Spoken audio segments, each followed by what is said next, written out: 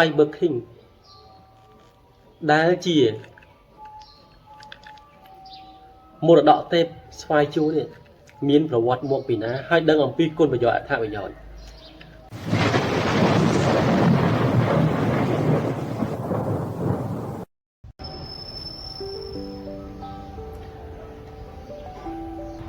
បុរាណវិទូខ្មែរយើងបានរកឃើញសំណាក់សិលាចាស់ចាស់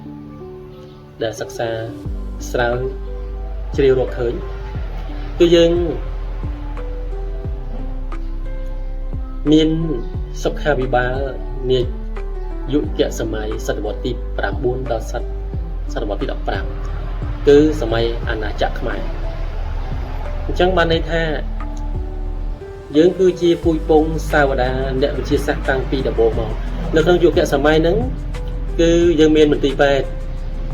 សម្រាប់ព្យាបាលអញ្ចឹងបានន័យថាមនុស្សម្នាជុំវិញពិភពលោកនៅក្នុងយុគសម័យនោះគេមកយកសេវាកម្មព្យាបាល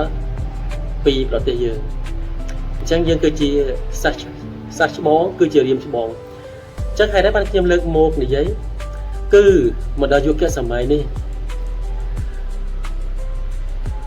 គឺខ្មែរយើងក៏អាចធ្វើបានដដែលដែលជាឈាមចូលជាខ្មែរឈាមចូលដូនតាពូជអ្នកសាងកពូជជាអ្នកវិទ្យាសាស្ត្រតាំងពីដើមមកម្ល៉េះហ្នឹងហើយគឺជាប្រវត្តិមួយដ៏មិនធម្មតាខ្ញុំលើកមកនិយាយនេះគឺចង់ដាស់តឿននិងក្រើនរំលឹកឬក៏ដាក់សតិដាស់បញ្ញាឲ្យពុកម៉ែបងប្អូនយើងដែលជាប្រជាជនខ្មែរឲ្យបានយល់ឲ្យបានដឹងថាយើងក៏មិនធម្មតាដែរយើងតែងតែឲ្យតម្លៃផលិតផលបរទេសវិទ្យាសាស្ត្របរទេសដែលយើងយល់ថាល្អហើយយើងអត់សូវឲ្យតម្លៃខ្មែរយើងអត់សូវឲ្យតម្លៃផលិតផលខ្មែរយើងនៅក្នុងចំណុចមួយហ្នឹងបើសិនជាយើងយកបញ្ញារបស់យើងយកសតិរបស់យើងយកទៅពិចារណាយកទៅសិក្សាទៅស្វែងយល់ឲ្យលម្អិតព្រោះមនុស្សយើងមុននឹងប្រើប្រាស់វាយើងមានទិញឈ្មោះផលិតផលមួយមុខនឹងដែរគឺយើងទិញគុណប្រយោជន៍អត្ថប្រយោជន៍នៃផលិតផលមួយហ្នឹងពិតអត់ចុះបើសិនជាយើងយល់អំពីFiber King ដែលជាមរតកទេពស្វាយជួរនេះមានប្រវត្តិមកពីណាហើយដឹងអំពីគុណប្រយោជន៍អត្ថប្រយោជន៍ចឹងនៅពេលដែលយើងយល់យើងដឹងអំពីគុណប្រយោជន៍អត្ថប្រយោជន៍ដ៏មហាសាលរបស់វា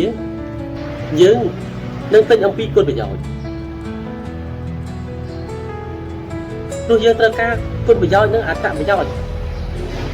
ហើយបើសិនជាយើងយល់វាច្បាស់យើងមានឧត្តមគតិ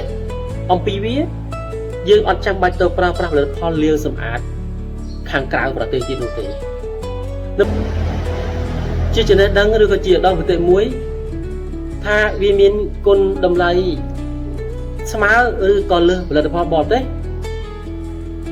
យើងនឹងមិនប្រើហើយមួយទៀតគឺយើងប្រើប្រាស់ដើម្បីលើកស្ទួយវិស័យអាហារ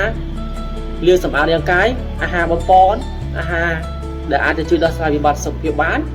យើងយល់ច្បាស់គឺយើងមិនអាចទៅប្រើប្រាស់ផលិតផលផ្សេងបានដែរដូចគ្នាអញ្ចឹង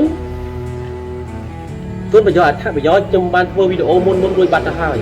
ពុកម៉ែបងប្អូនអាចទៅ research មើលវីដេអូចាស់របស់យើងខ្ញុំត្រឡប់មកវិញហើយទៅមុខទៀតខ្ញុំនឹងធ្វើបទបង្ហាញអំពីអត្ថប្រយោជន៍គុណប្រយោជន៍របស់វាម្ដងទៀតហ្នឹងហើយចឹងវីដេអូថ្ងៃនេះក៏មានប៉ុណ្ណឹងអ្វីដែលខ្ញុំធ្វើគ្រាន់តែជាការក្រើនរំលឹកវីដេអូមួយនេះគឺចង់ឲ្យ